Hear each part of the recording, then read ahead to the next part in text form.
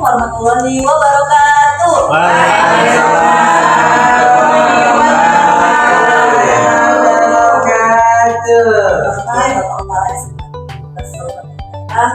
Saya permisi Wakil Kepala Sekolah Guru selamat bermasa jawab antar sekolah. Pertama, marilah kita panjatkan puji syukur kehadiran Allah Subhanahu wa Ta'ala karena atas limpahan rahmat taufik dan hidayahnya sehingga kita dapat berkumpul di sini dalam kegiatan diseminasi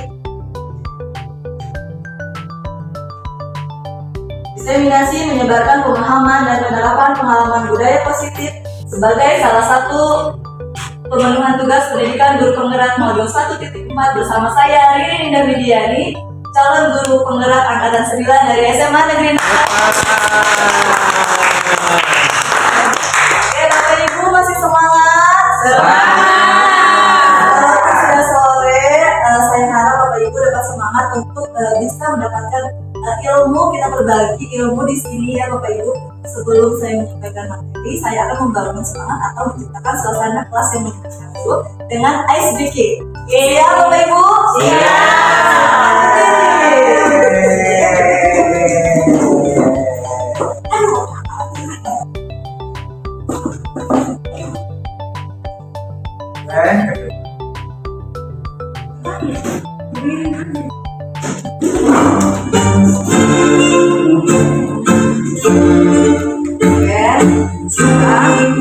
Siap-siap ya Bapak Ibu, gerakan pertama ya.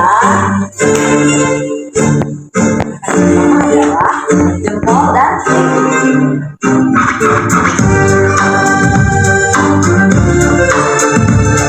apakah jempol dan kelingking terbuka Bapak Ibu bisa? Nah, Bu Lydia gimana Bu Lydia?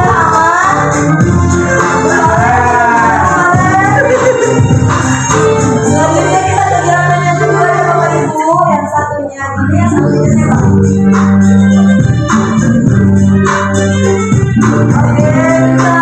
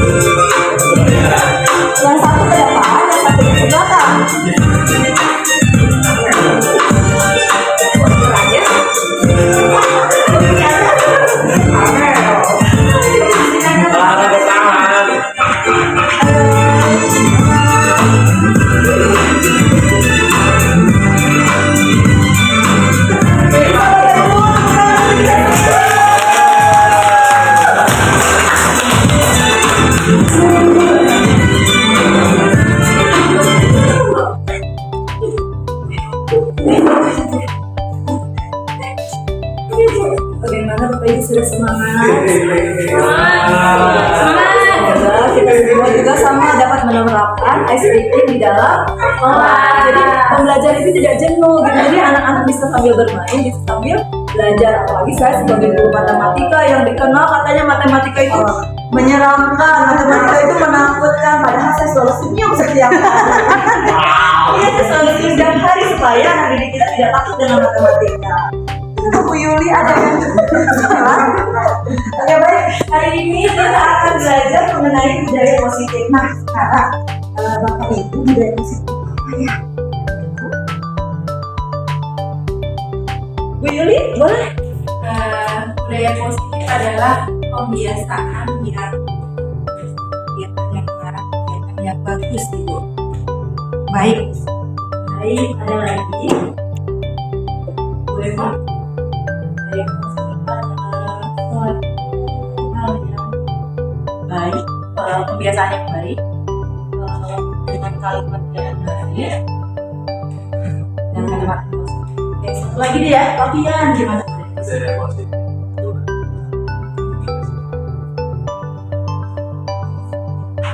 adalah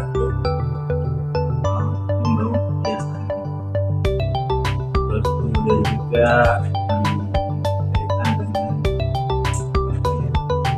membangun suasana belajar yang kondusif dan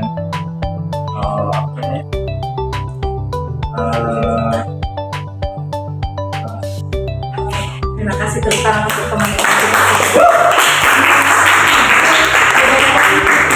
Sebetulnya tidak hanya berlaku untuk kita ya Bapak Ibu, tetapi untuk kita juga sebagai pendidik atau sebagai seluruh warga di sekolah. Jadi semuanya kita berlakukan untuk budaya positif agar sekolah kita juga tidak hanya siswa saja yang positif atau budaya positifnya siswa saja, seluruh warga sekolah.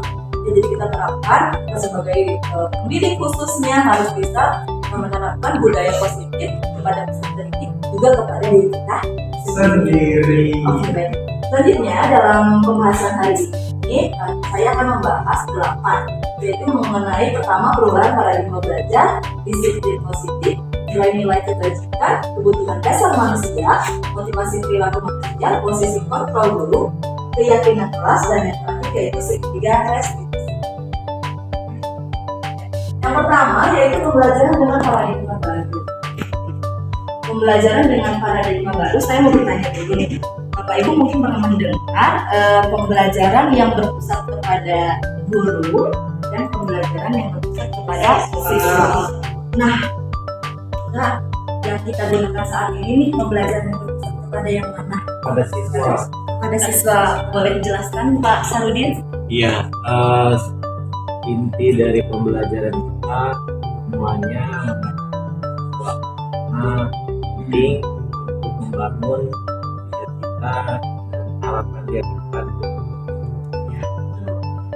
Pembelajaran berpusat kepada siswa sesuai dengan kurikulum merdeka, apalagi filosofi Ki Hajar Dewantara bahwa pembelajaran harus berpusat kepada siswa atau berpusat kepada siswa, bukan lagi berpusat kepada guru. Atau jangan dulu kan kalau pembelajaran berpusat kepada guru yang banyak tahu, guru yang menjadi center dalam pembelajaran. Tapi dalam saat ini pembelajaran berpusat kepada siswa, jadi kita sebagai guru dapat menerapkan pembelajaran berdiferensiasi. Jadi lihat apa kebutuhan belajar siswa atau gaya belajar siswa. Ada yang gaya belajar apa? Visual, ada yang auditori, ada juga yang kinestetik. Jadi tiga-tiganya harus kita penuhi Bapak Ibu. Kita sama-sama belajar supaya kita juga dapat menerapkan pembelajaran diferensiasi di kelas kita. Baik, selanjutnya Ibu. Miskonsepsi tentang teori kontrol. Di sini miskonsepsi berarti ada kesalahan dalam teori kontrol. Pertama, ilusi guru mengontrol murid. Ilusi guru mengontrol murid. Kadang sebagai guru ya ada siswa yang aturan, misalnya dia sering terlambat cara ngobrol. Nah, saya kita berpikir kita dapat mengontrol siswa, tapi tidak seperti itu.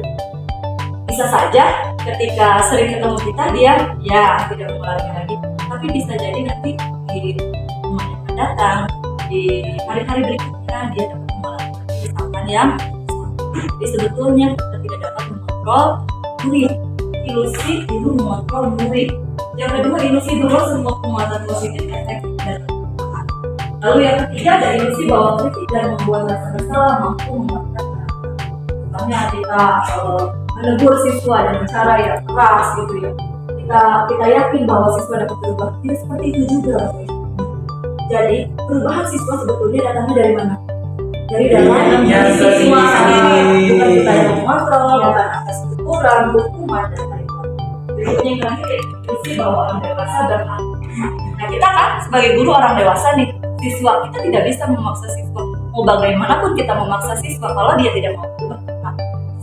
Jadi betul-betul memang budaya positif harus datang motivasinya dari dalam diri atau motivasi diri sendiri. Selanjutnya disiplin positif. Disiplin positif berasal dari kata disiplin lah. Kadang kita suka mengartikan disiplin itu dengan apa sih? Aturan, apalagi kepatuhan, apalagi ya pokoknya yang kurang-kurang apa ya, pokoknya ketegasan gitu ya, kayaknya kesannya berat. Padahal sebetulnya disiplin itu masih dengan sejarah dan disiplin belajar gimana ya membuat siswa kita. Disiplin mengacu pada disiplin diri yang memiliki tanggung jawab terhadap apa yang dilakukan berdasarkan nilai yang di. Berikutnya disiplin positif merupakan salah satu cara penerapan disiplin yang bertujuan untuk menumbuhkan kesadaran serta memberdayakan peserta atau penerapan disiplin ini itu tuh sebenarnya kurang baik nih. Ada kata-kata apa di sini? Memberikan imbalan. Karena kan kalau ada lomba ada hadiahnya enggak. Terus kalau misalkan ngumpulin tugas pertama ada nilainya plus enggak gitu. Dan itu ternyata kurang baik juga untuk peserta didik kita. Jadi ketika dia melakukan tugas atau lomba, dia malah mana keimbalan kan ke potensi. Dan juga ada ancaman atau hukuman. Karena kita sering memberi hukuman kepada siswa, berharap siswa tersebut dapat disiplin, padahal itu juga cara yang kurang benar. Sebagai pendidik, tujuan kita adalah menciptakan peserta didik yang memiliki disiplin diri sehingga mereka berperilaku mengacu pada nilai-nilai kebajikan universal dan memiliki motivasi intrinsik dalam Nah, nilai-nilai kebajikan ini nilai-nilai yang disepakati bersama lepas dari suku bangsa, agama, bahasa maupun latar belakang. Ini hanya contoh ya, ada sebetulnya nilai kebajikan itu ada berapa? Ini saya hanya menunjukkan 3 saja. Yang pertama itu profil pelajar. Ini merupakan makanan setiap hari, khususnya guru-guru yang mengajar di kelas 10 atau fakultas kelima, fasilitator. Kita kayaknya nyanyi bersama deh di sini ya. Nah, masih ingat lagunya Bapak Ibu? Masih. Oke, kita nyanyi bareng-bareng ya. 1, 2, 3. Belajar Pancasila, beriman dan bertakwa pada Tuhan yang Esa dan berakhlak mulia, berkebinekaan global, gotong royong mandiri, kreatif dan bernalar kritis. Profil belajar Pancasila sesuai dengan kurikulum Merdeka saat ini. Jadi ini adalah merupakan nilai-nilai kebajikan. Berikutnya ada juga dari Tiga Kriterias Program atau PIP. Ada toleransi, hormat, integritas, mandiri, menghargai, antusias, pengetahuan, kreativitas, kerjasama, percaya diri, dan lalu yang berikutnya juga ada keterampilan hidup, yaitu ada ya, terus hati, benar yang aktif, tidak merendahkan orang lain, dan memberikan yang terbaik untuk memberikan yang terbaik dari diri. Kebutuhan dasar manusia. Kebutuhan dasar manusia adalah segala sesuatu yang kita lakukan untuk mendapatkan apa yang kita inginkan. Seluruh tindakan yang kita lakukan memiliki tujuan tertentu, dan semua usaha terbaik yang kita lakukan adalah dalam rangka agar kebutuhan dasar kita diberikan di sini kita memiliki kebutuhan dasar manusia. Kebutuhan dasar ini tidak hanya berlaku bagi peserta didik, juga berlaku bagi kita sebagai guru. Nah, di sini ada 5 kebutuhan dasar manusia. Yang pertama yaitu bertahan hidup. Di bertahan hidup ada makanan, pakaian, tempat tinggal, keamanan, kesehatan. Oh, yang bertahan hidup. Misalkan dalam pembelajaran di kelas nih ada murid yang terlihat musuh, semangat belajar. Jadi kita jangan langsung memarahi Bapak Ibu. Kita tanya dulu, jangan-jangan ada salah satu kebutuhan bertahan hidupnya yang tidak dia penuhi. Mungkin belum sarapan, mungkin rumahnya kebanjiran, jadi dia begadang semalam. Mungkin nggak punya uang jajan ya. Iya, dia kemungkinan juga tidak diberi uang jajan gitu ya, untuk makan, betul ya. Iya, jadi kita tidak boleh langsung menjudge bahwa peserta didik kita tuh nggak mau mengikuti pembelajaran kita. Kita tanya dulu, jangan-jangan memang ada kebutuhan bertahan hidupnya yang tidak terpenuhi. Yang kedua yaitu kasih sayang dan rasa diterima. Rasa diterima diberikan, berbagi, kerjasama menjadi bagian dalam pembelajaran. Misalkan kita sering membagi peserta didik kita menjadi beberapa kelompok. Pasti ada aja dalam satu kelompok yang ikut kerjasama, tidak ikut kerjasama. Lalu teman yang lain melaporkan, Bu, si Ahmad nggak ikut kerjasama. Nah, kita tidak boleh langsung menjudge si A itu tidak mau ikut kerjasama. Kemungkinan dia tidak dekat dengan teman-temannya sehingga tidak ada rasa diterima di dalam kelompok. Dia diam, terus tidak banyak bicara, tidak gimana. Nah, itu kemungkinan tidak adanya rasa diterima di dalam kelompok. Jadi jangan langsung menjudge ya, jangan-jangan yang lainnya mah teman dekat, yang satunya tidak sesirkel sama dia. Yang ketiga ada penguasaan. Harga diri, keinginan untuk dianggap, memimpin, berprestasi, diakui dan didengar. Nah, contohnya kalau dalam pembelajaran, kadang ada tuh siswa yang ingin tampil paling depan. Pokoknya saya yang harus maju paling depan. Pokoknya saya yang harus paling bagus nilainya. Ada ya?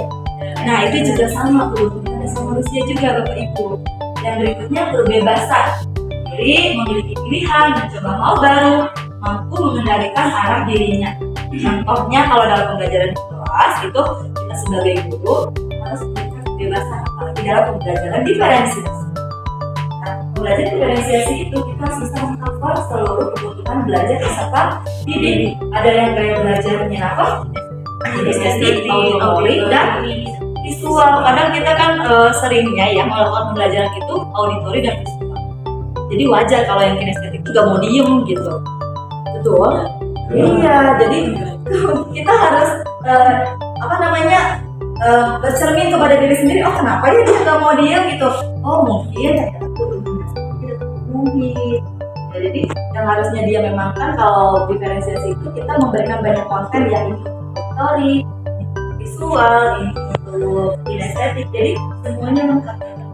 Bahkan diferensiasi juga tidak hanya dalam konten, tapi dalam pemenuhan tugas pun bisa menggunakan diferensiasi. Misalkan yang A senangnya membuat poster loh, di poster gitu. Yang satunya infografis, yang satunya grafik boleh. Jadi kita beragam macam yang penting bisa memenuhi minat dan bakat peserta. Gitu. Yang terakhir adalah kesenangan, bermain, humor, antusiasme dan tertawa. Di dalam pembelajaran kelas tadi saya melakukan ice baking, jangan serius-serius banget Pak Per, apalagi di Sika ya. Nanti dapat anaknya stres gitu, stres. Saya aja merasa udah banyak senyum, udah banyak main, permainan, tetap aja matematika tuh masih dianggapnya menyeramkan gitu. Jadi di kelas nanti Bapak Ibu harus banyak tertawa, jangan terlalu serius ya Bapak Ibu ya.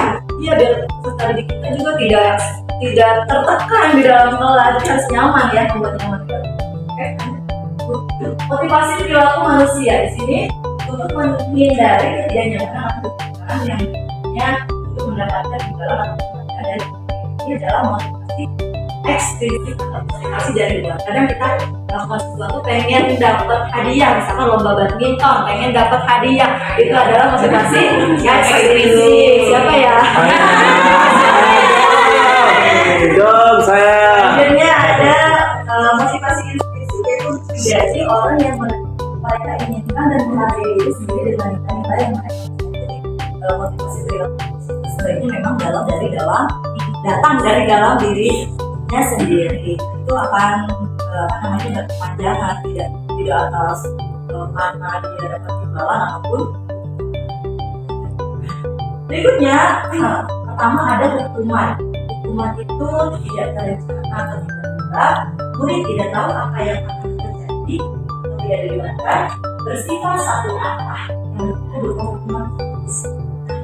Sebagai guru kadang kalau lagi pikir nih di depan, ada yang terlambat ya.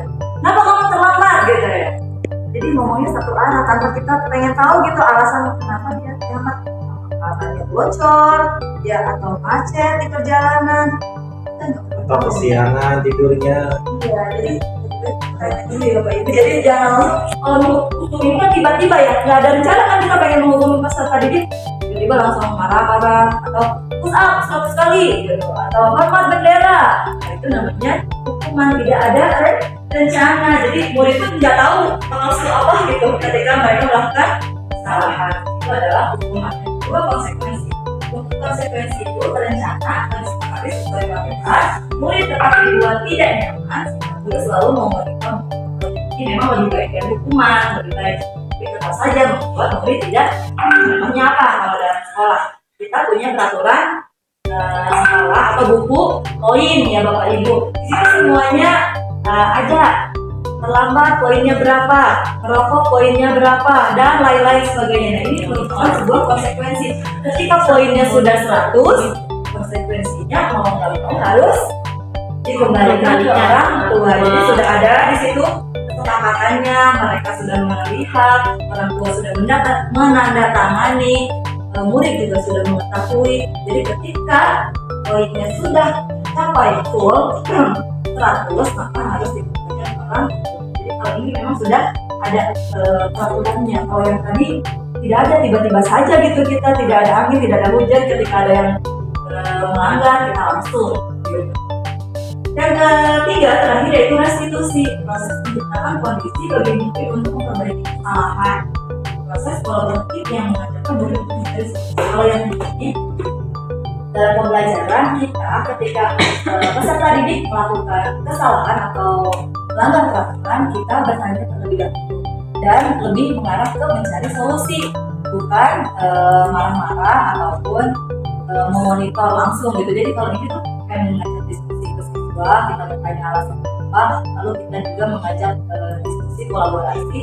Solusinya bagaimana kalau misalkan kamu agar tidak terlambat lagi, tidak siswanya jawab. Jadi mengajak siswa untuk berkomunikasi dan mencari solusi. Yang berikutnya yaitu 5 posisi kontrol guru. Di sini ada pemukul, ada pembuat rasa bersalah, ada teman, ada pemantau, ada manajer. Nah, sekarang saya mau tanya Bapak Ibu berada di posisi mana saat ini? Pemukul, ada lagi? Pemantau, ada lagi? Kalau saya sebagai pemantau. Teman, ada lagi? Nah, Manajer. posisi kontrol guru. Pian sudah ada di mana nih posisinya? Guru atau membuat rasa bersalah dengan cara mengolah bikin dia merasa bersalah. Ada KB.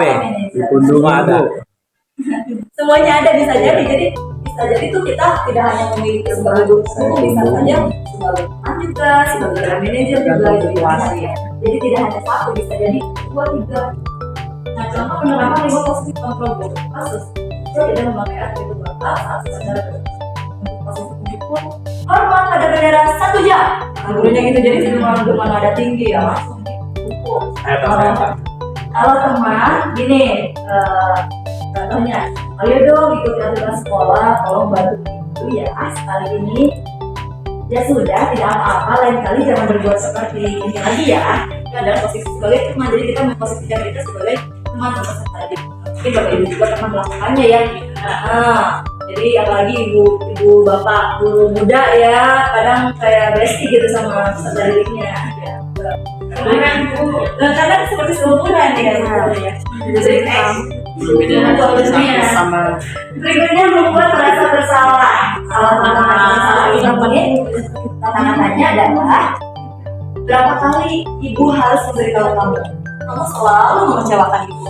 Itu adalah jadi ke hati banget gitu, sampainya ke hati adalah membuat merasa bersalah. Jadi seolah dia orang yang paling salah gitu ya. Jadi kita tuh kayak drama, sedikit drama di situ tuh benar-benar dengan ada yang halus sehingga membuat peserta didik kita merasa bersalah. Iya betul.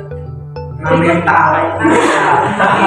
Karena gurunya kalau nggak bisa kontrol emosi dia ikut nangis juga bisa ya. Lanjut ke pemantau.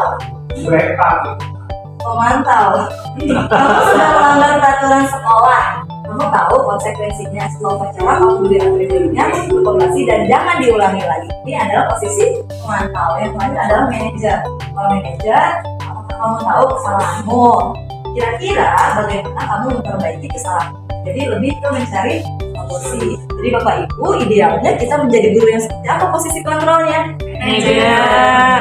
Ya mudah-mudahan kita semua bisa menjadi guru yang berada di posisi Manajer. Saya doakan ya. Amin. Lanjut. Berikutnya keyakinan kelas. Mengapa keyakinan kelas bukan peraturan kelas? Ada yang tahu kenapa bukan peraturan kelas tapi lebih ke keyakinan kelas? Boleh? Yang Keyakinan itu kan berasal dari dalam kesadaran. Jadi justru ketika ditumbuhkan kesadaran, maka kemudian peserta didik akan memiliki nilai-nilai sendiri, nilai-nilai yang mereka yakini, dan itu lebih efektif karena berkaitan dengan prinsip diri. ada lagi Bapak Ibu yang lain? Kenapa bukan peraturan tapi keyakinan? Boleh? Karena kalau merabas peraturan itu lebih bisa memaksimalkan keyakinan lebih bisa tumbuh dari diri dalam diri sendiri dan Ada lagi Bapak Ibu? Boleh Bu Yuli? Kalau peraturan itu seolah-olah anak ada sesuatu atau seseorang yang mengendalikan gitu. Kalau keyakinan itu diri sendirilah yang mengendalikan mau Kenapa sih bukan peraturan? Kenapa bukan yang peraturan tapi ya? Nah, contoh yang kecil nih, kita mengendarai motor menggunakan helm. Itu keyakinan bukan kita takut celaka tuh. Keyakinan ya, dipakai nggak helmnya? Pakai. Nah itu adalah termasuk keyakinan dalam diri, dan di sini kita akan pelajari mengenai keyakinan kelas. Jadi keyakinan kelas itu betul-betul memang datang dari dalam diri peserta didik kita atau datang dari diri kita sendiri. Selanjutnya pembentukan keyakinan kelas.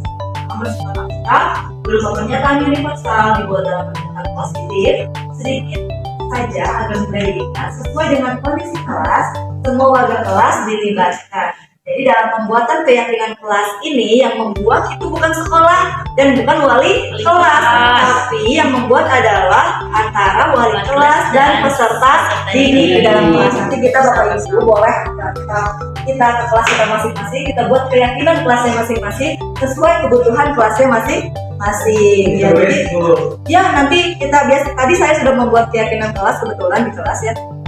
Saya bagikan kertas itu post-it atau sticky note ke peserta didik. Mereka tulis satu keyakinan yang mereka merasa resah di dalam kelas tuh apa sih harus diperbaiki. Mereka tulis satu-satu, lalu mereka tempel di karton. Pertama pembuatan keyakinan kelas. Nah, setelah itu kita pilih masing-masing. Ada yang tentang disiplin, ada yang tentang kejujuran, ada yang tentang saling menghargai dan banyak. Jadi saya pilih di situ sesuai dengan kemiripan antara pendapat masing-masing individu. Lalu setelah itu saya buat keyakinan kelasnya dalam bentuk tulisan dan mereka juga sama mengutarakan kalimat apa yang bagus yang digunakan untuk keyakinan kelas. Setelah itu membuat tanda tangan atau kesepakatan kelas. Jadi mereka pun menandatanganinya sendiri. Jadi tidak ada lagi alasan melanggar karena keyakinannya dibuat oleh bersama dan ditandatangani oleh bukan lagi oleh sekolah ataupun oleh wali kelas. Jadi nanti boleh Bapak Ibu membuat keyakinan di kelasnya masing-masing sesuai kebutuhan. Lanjut. Berikutnya adalah segitiga restitusi. Segitiga restitusi itu di sini ada terdapat di dalam halaman. Ada menstabilkan identitas, ada validasi tindakan yang salah, ada menanyakan keyakinan. Itu suatu proses dialog yang dijalankan oleh guru agar dapat menghasilkan murid yang mandiri dan bertanggung jawab. Menstabilkan identitas yaitu berdasarkan prinsip membuat kesalahan adalah bagian dari proses pembelajaran.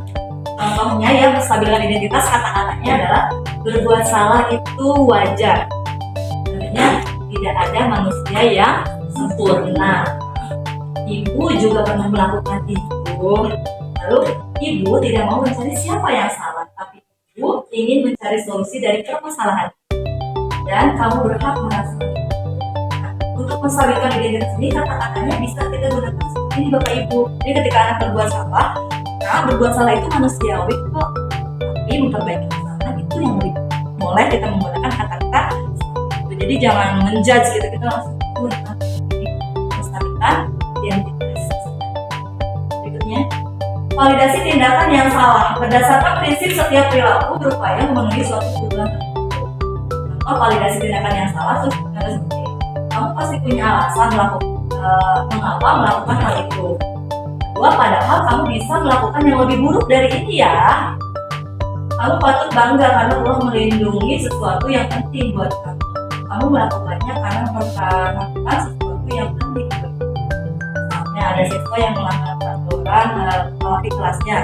Kan kelasnya tuh ada siswa yang sedang presentasi, tapi temannya tuh lebih ke yang tidak menerima pendapat orang lain gitu, jadi selalu dianggap salah. Kayaknya emang dendam aja gitu di dalam diri. Nah misalkan ada yang seperti itu, sampai temannya karena kesel langsung menggebrak meja misalkan gitu ya, disalah-salahin mulu. Nah kita bisa nih menggunakan yang ini, padahal kamu bisa melakukan yang lebih buruk tapi kamu tidak melakukannya ya nak. Hanya cuma menggebrak meja, tidak sampai memukul atau melakukan hal-hal yang lain yang melanggar peraturan sekolah ataupun melanggar bisa berakibat fatal ke arah hukum. Jadi boleh kita menggunakan yang lain.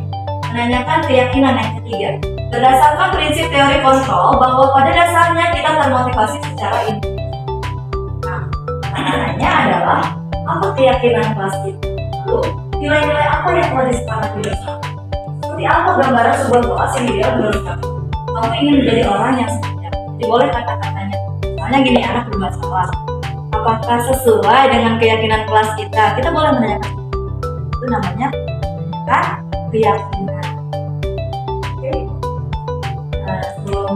Sebelum menutup, saya akan memperlihatkan video segitiga restitusi saya bersama peserta didik.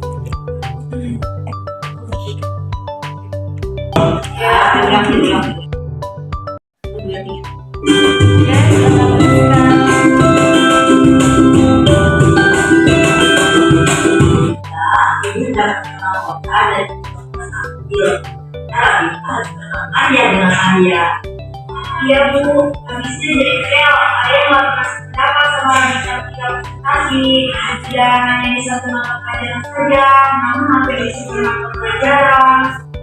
Oh ini adalah yang kamu mau dan detail didukung oleh ya apa ya? Saya malah saya masih kurang. Saya juga bisa. Pasti kamu berbagi itu ada alasannya kan? Ya, ibu, saya bilang saja saya berbicara aku selalu bilang sama aja. Padahal saya sudah berusaha maksimal dalam menjelaskan materi dan mencari banyak referensi. Ya, wajar banget kalau merasakan karena mendapat sesuatu yang itu sangat menghargai dan aku biasa. Saya lebih baik dari itu misalnya dan berbeda sesuai dengan buku objek yang pelanggan saling menanyakan saling yang kamu ibu nanti jadi apa yang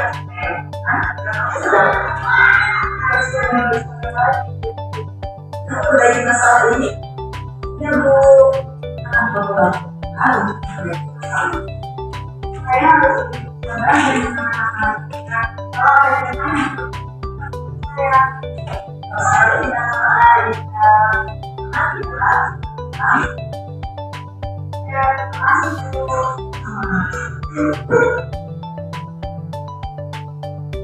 Assalamualaikum warahmatullahi wabarakatuh. Saya senang sekali bisa diajak berdiskusi oleh wali kelas PPPS tentang pentingnya menahan amarah. Kedepannya saya harus banyak belajar lagi untuk anak saya dan anak saya, dan saya juga harus lebih banyak belajar untuk menghargai anak saya.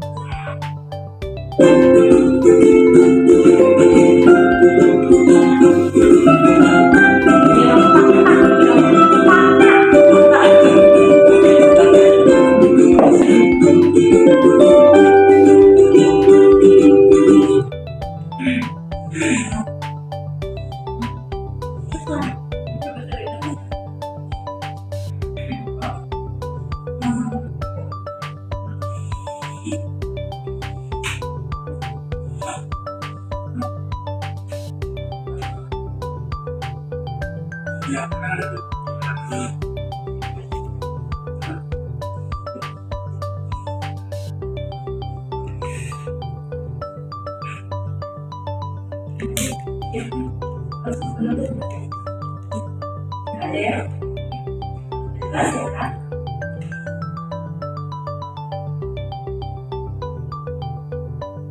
Bapak Ibu, bagaimana contohnya sudah jelas ya? Ya. Maaf tadi videonya agak sedikit kecil terus kurang rapi ya karena saya belum expert di bidang itu Bapak Ibu. Oke, sebelum ke penutup saya ingin menanyakan refleksi kegiatan hari ini. Bagaimana Bapak Ibu hari ini menyenangkan? Menyampaikan refleksi? Oke, kemudian silakan. Budaya positif sangat bermanfaat, sama bagi saya sebagai guru. Jadi saya banyak belajar tentang bagaimana menerapkan sikap yang benar ketika berhadapan dengan murid. Mungkin beberapa hal yang bisa saya sampaikan dari budaya positif. Intinya adalah bahwa pendidikan itu sejatinya adalah usaha untuk memanusiakan manusia. Itu yang pertama. Yang kedua, guru itu sepertinya termasuk diri saya sendiri mesti menempatkan secara lebih manusiawi. Jadi kita mesti lebih manusiawi untuk berhadapan dengan siswa, untuk memperlakukan siswa secara lebih manusiawi. Yang terpenting adalah membangun kesadaran dan penciptaan siswa.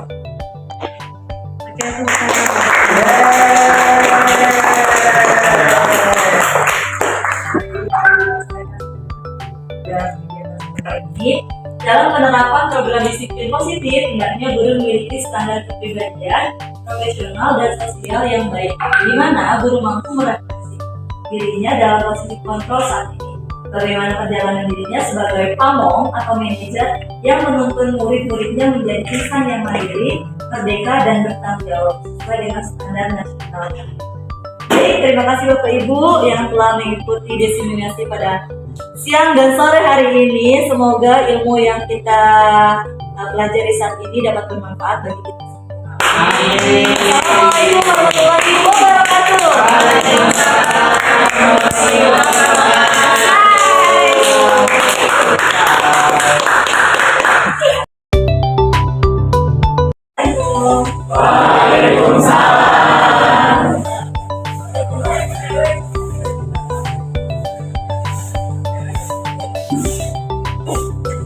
Apa kabar anak-anak? Baik. Oke, sebelum melanjutkan, mari kita berdoa yang belajar. Ayo, tolong berdoa. Baik, sebelum belajar. Assalamualaikum warahmatullahi wabarakatuh.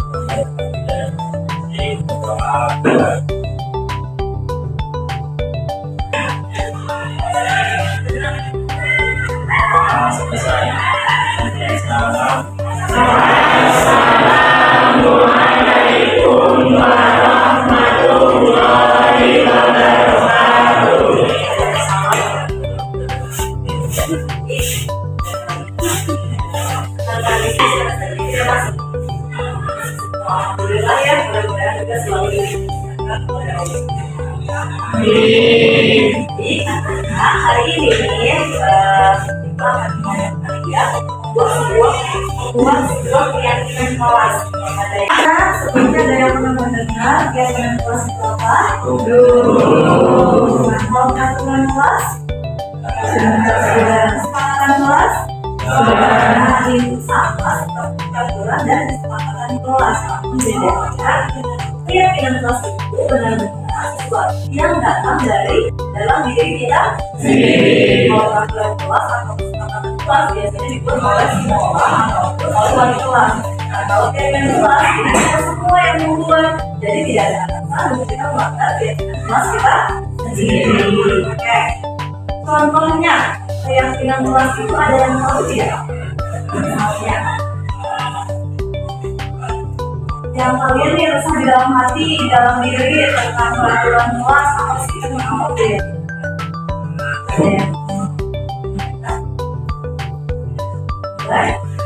Menurut ya, yang ingin supaya kelas itu nyaman, aman, damai, ya.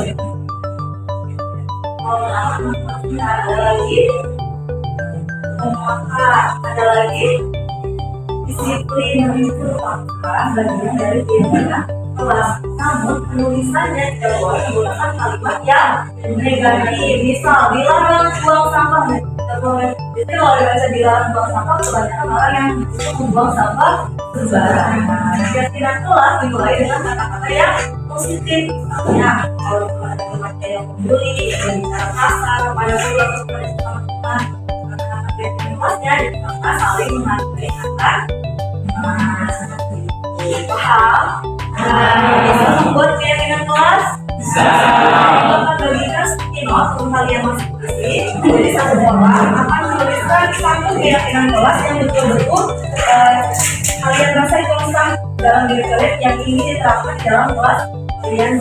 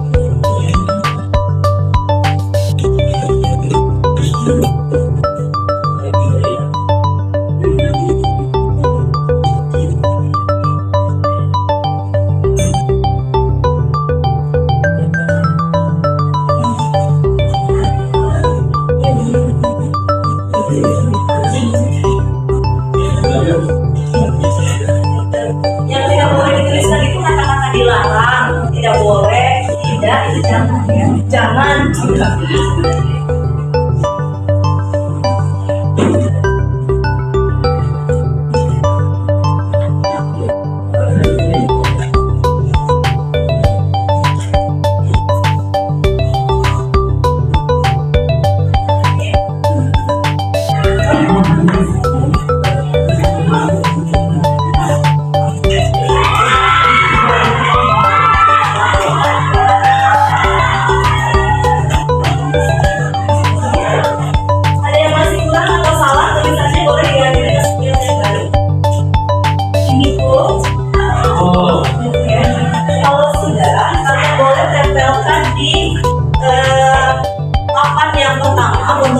Keyakinan kelas.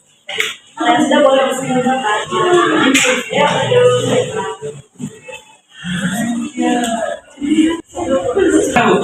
di mana aja bebas.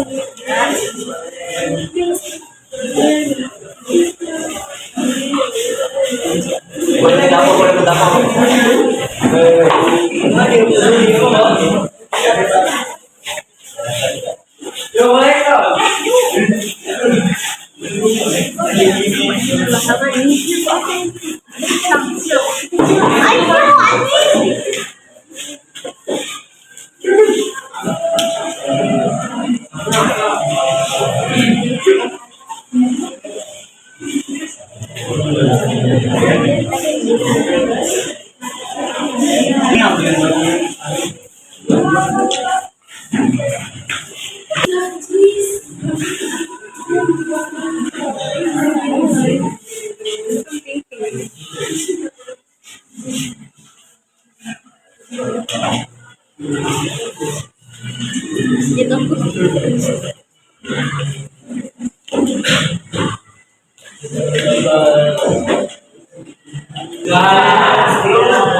masih ada yang belum, silakan. Kayaknya dipikirkan sekali ya.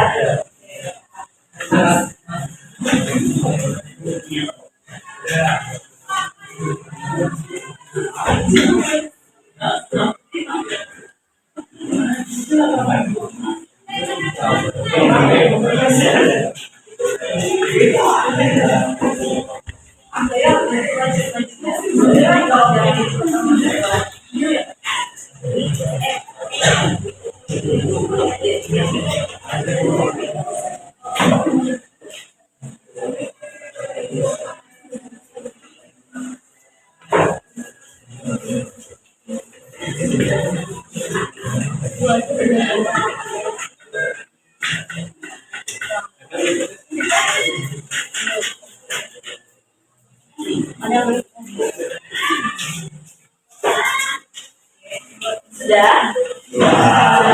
Terima kasih ya, kalian sudah berpartisipasi dalam dalam pembahasan apa?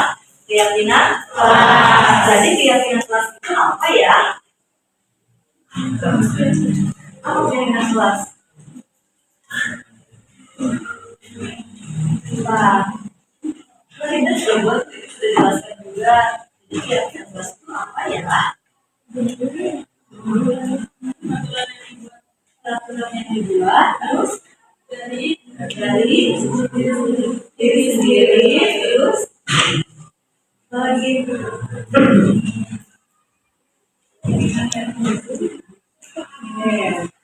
sesuatu yang dibuat diri sendiri dan dari hati sedang kita akan memilah dan memilih bagian-bagian mana yang sama. Jadi kalau sama akan kita satukan ke dalam satu keyakinan kelas.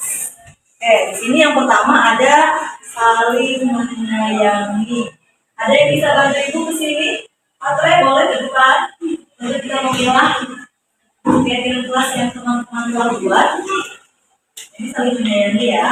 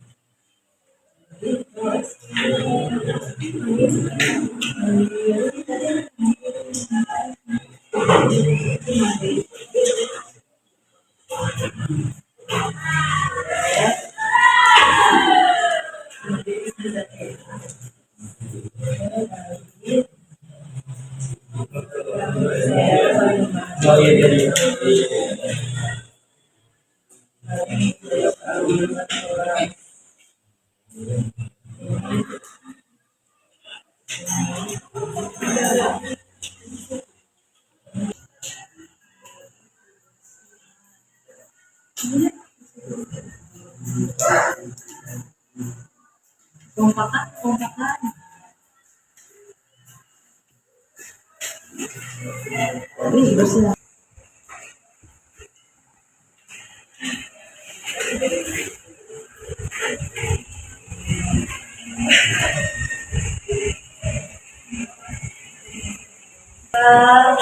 Sudah Putri?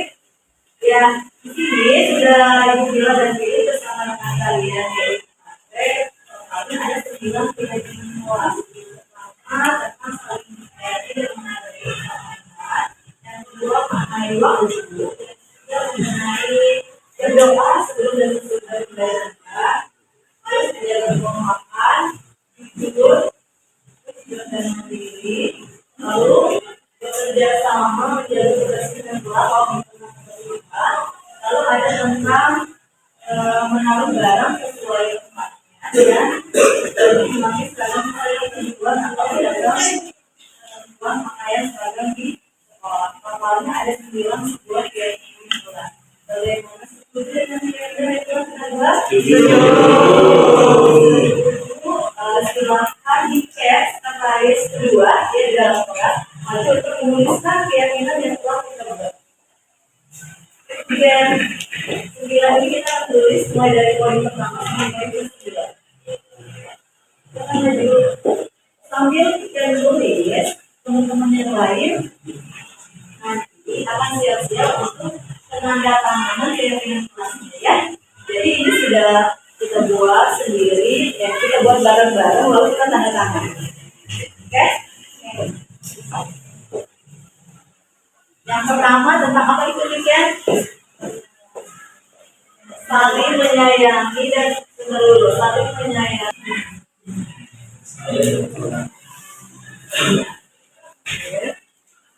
Ini kata-katanya ada saling menyayangi, menyayangi satu sama lain, saling menghormati dan menyayangi, berperilaku sopan santun dan saling menghargai, peduli, menghargai dan bisa membantu satu sama lain. Lalu ada juga kami bersaudara dan saling membantu jika ada teman yang memerlukan bantuan, saling memberikan kenyamanan jika ada yang teman jika dalam berdiskusi kelompok dan saling berbagi ilmu dan hal positif. Mau yang mana nih yang mewakili adalah 1, 2, 3, 4, 5, 6, 7, 8, 9. Ada 9 orang yang menuliskan tentang ini. Kata-kata apa yang bisa mewakili? Ada 9.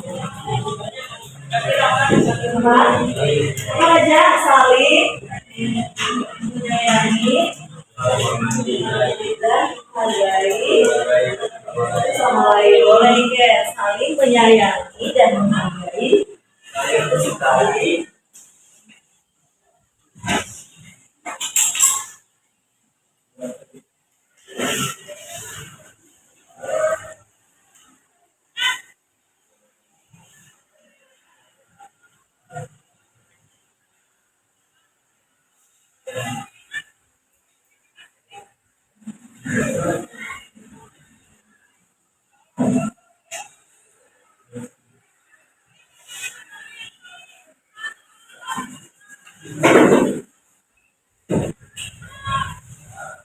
Yang kedua yaitu tentang mengikuti dan mengerjakan tugas tepat waktu. Yang kedua harus hadir di kelas tepat pada waktunya. Yang ketiga kami menghormati guru tepat waktu dan aktif di kelas. Yang keempat hadir tepat waktu. Apa yang menghormati?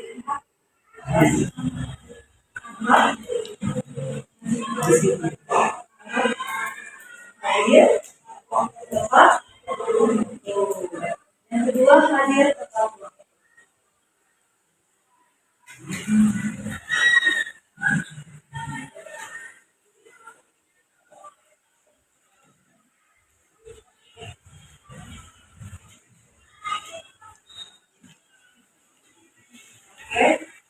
Yang ketiga mengenai membiasakan setiap sebelum dan sesudah belajar berdoa menurut agama dan kepercayaan masing-masing. Yang kedua selalu berdoa sebelum dan sesudah kegiatan pembelajaran. Yang mana? Yang kedua ya. Yang ketiga selalu berdoa sebelum dan sesudah kegiatan pembelajaran. Itu jadi saya.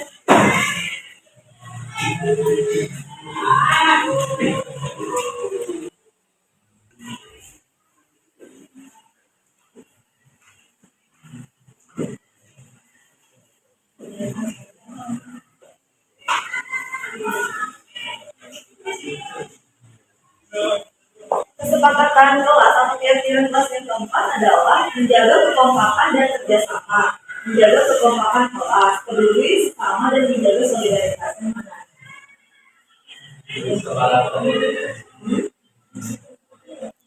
peduli sesama dan menjaga solidaritas. Oke, keempat, peduli sesama dan menjaga solidaritas.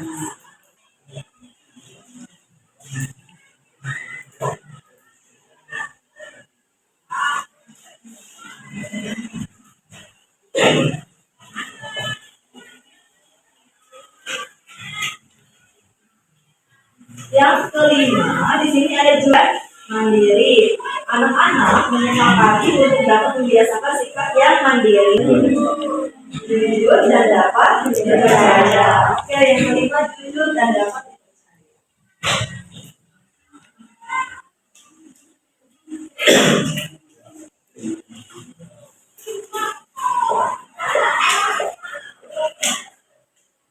Lalu yang keenam, di sini bekerja sama menjaga kebersihan kelas. Lalu menjaga kebersihan kelas, kami menjaga kebersihan dan ketertiban kelas setiap saat. Yang terakhir, anak-anak menyepakati untuk dapat saling menjaga kebersihan diri, kelas, serta lingkungannya. Yang terakhir, kami menyepakati untuk dapat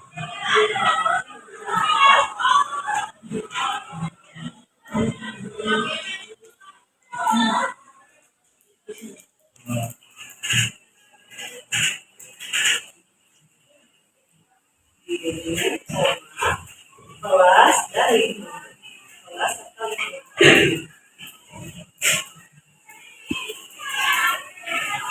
yang ke-8 ya.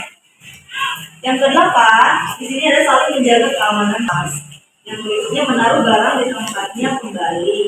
Yang ketiga, kami menjaga dan meletakkan barang di tempat. Yang keempat, menjaga dan meletakkan barang sesuai tempatnya. Saling menjaga. Pertama, saling menjaga keamanan kelas. Kedua, menaruh barang di tempatnya kembali. Yang ketiga, kami menjaga dan meletakkan barang di tempat. Yang keempat, menjaga dan meletakkan barang sesuai tempat.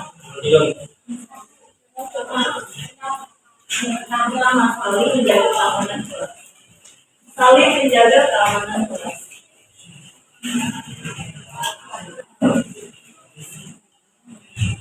Sesuai ketentuan pakaian seragam.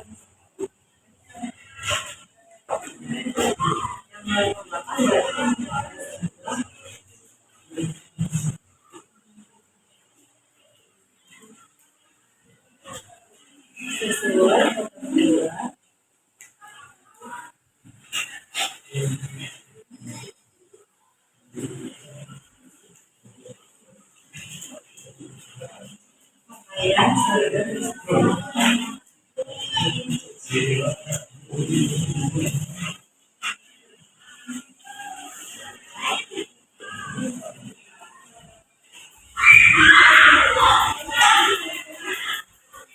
Oke, sudah. Terima kasih, Jen.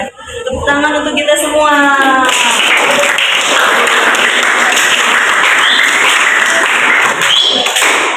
Ya, kalau dibilang selamat pagi, tentunya 1 kali. Kalau selamat siang, 2 kali. Kalau selamat malam, 3 kali. Setengah. Nah, fokus bisa? Bisa.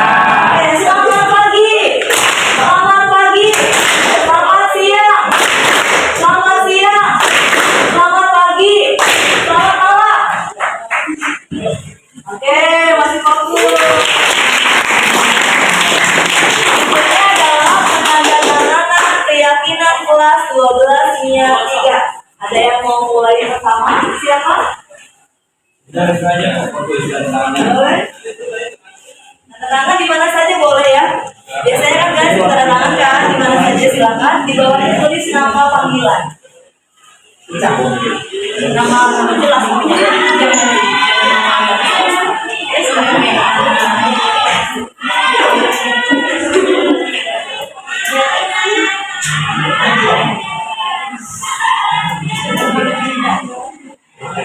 Oke, Ican, terima kasih. Ayo lanjut, siapa lagi? Ican.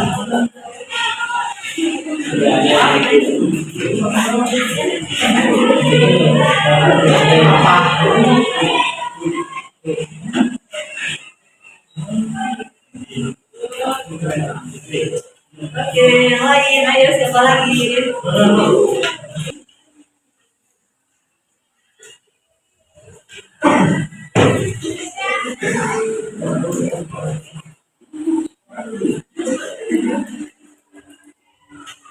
Keren tangannya ya.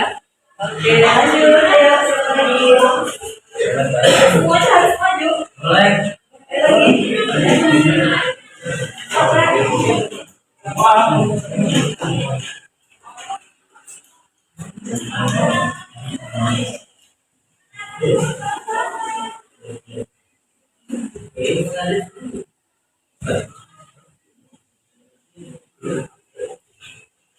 Ayo lanjut.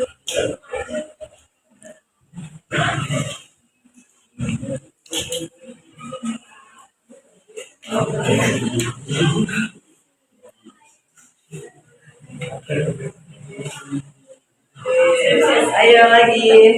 Ayo guys. Tiga. Habis.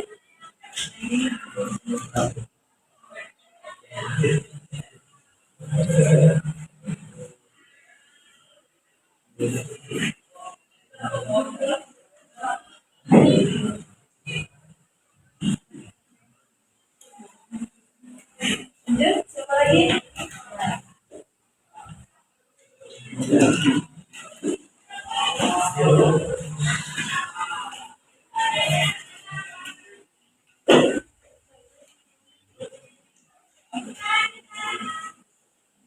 Ayo.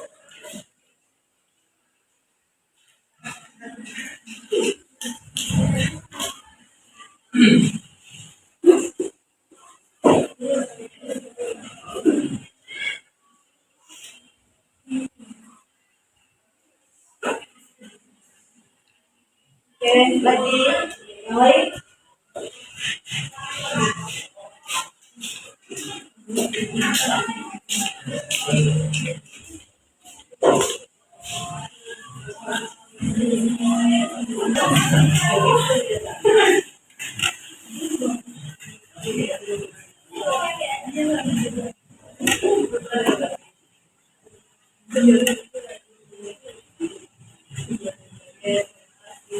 Lagi. Oke, lagi.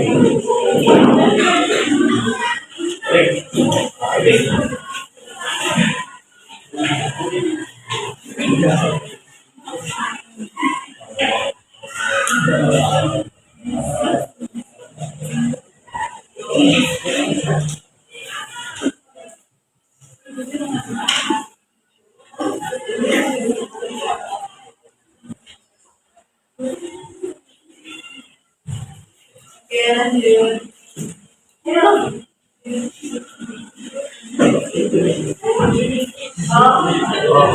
Kasih kue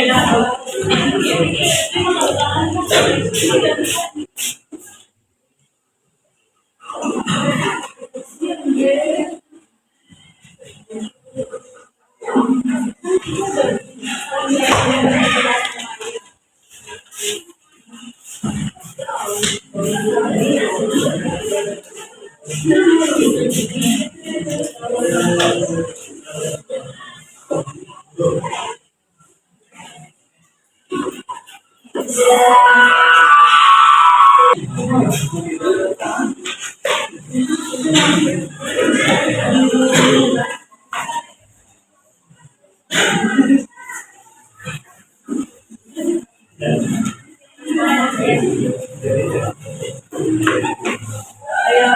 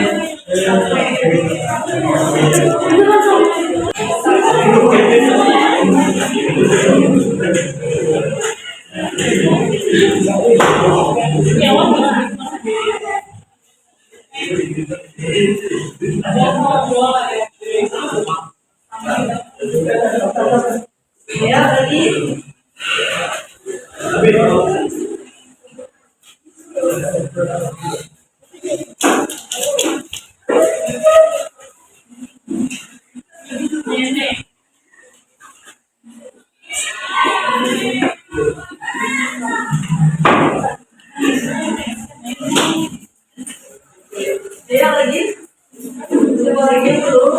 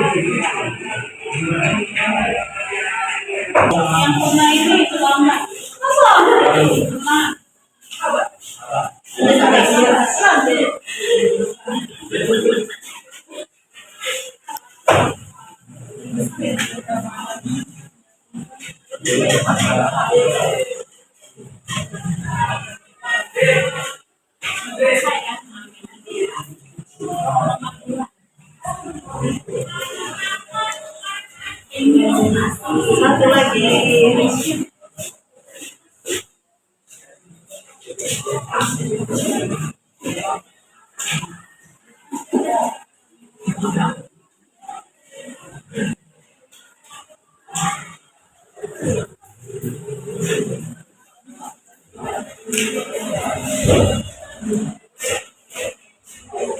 Alhamdulillah ya, semuanya sudah disepakati. Hasil nilai yang pertama apa?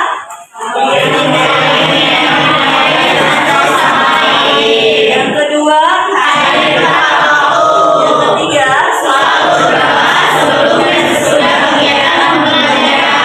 yang keempat, peduli sesama dan menjaga solidaritas. Yang kelima, jujur dan dapat dipercaya. Yang keenam, menyemangati untuk membahas saling jaga kebersihan diri, kelas, serta lingkungan. Yang ketujuh, saling jaga keamanan kelas. Yang terakhir, wajib memakai seragam sesuai ketentuan pakaian seragam di sekolah. Oke, semoga 8 keyakinan yang kedua betul-betul masuk di dalam hati untuk kita laksanakan bersama-sama. Setuju? Setuju. Bagaimana perasaannya hari ini? Senang. Oke, kalau senang kita sama-sama explore dulu yuk permainan. Mau? Oke, silahkan sekarang ke lorongnya masing-masing. Ayo. Ayo pembicaraan semuanya aja ya.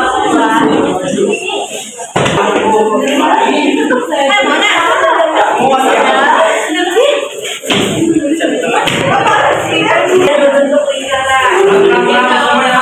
Sama ya. Kami dan kami untuk dasarnya berapa kali yang menunjukkan angka ketika dibilang 4 berarti kalian harus bergabung dengan orang bisa? Bisa. Yang pintar ya. Potong bebek angsa.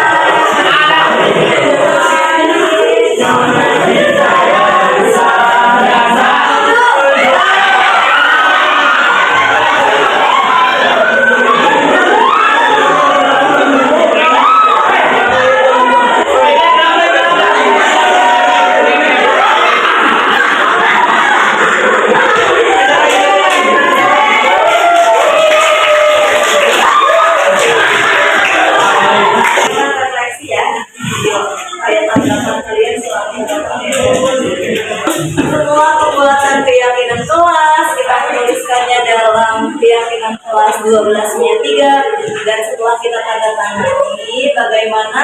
Setuju semuanya? Setuju. Oke, kalau sudah setuju, semoga kita semua dapat melaksanakan keyakinan kelas dengan baik ya. Ya. Tidak ada kata paksaan. Karena yang membuat diri kita sendiri.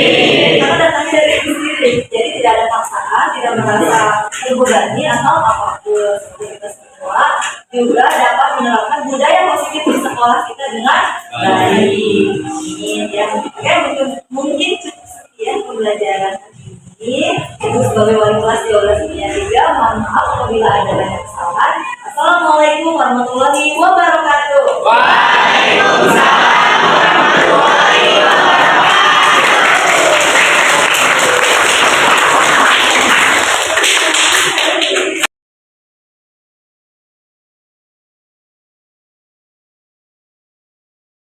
Halo, perkenalkan nama saya Kak Margareta dari Aula Senia 3. Halo semuanya, perkenalkan nama saya Margareta Jennifer dari kelas 12.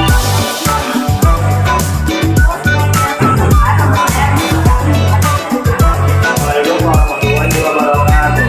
Halo, perkenalkan nama saya Raja Saputra dari kelas 12 Senia 3.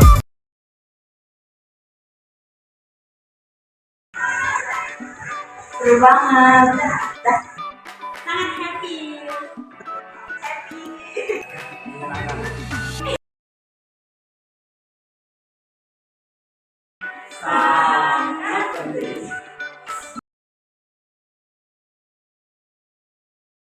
Karena untuk meningkatkan jiwa bertanggung jawab dan disiplin.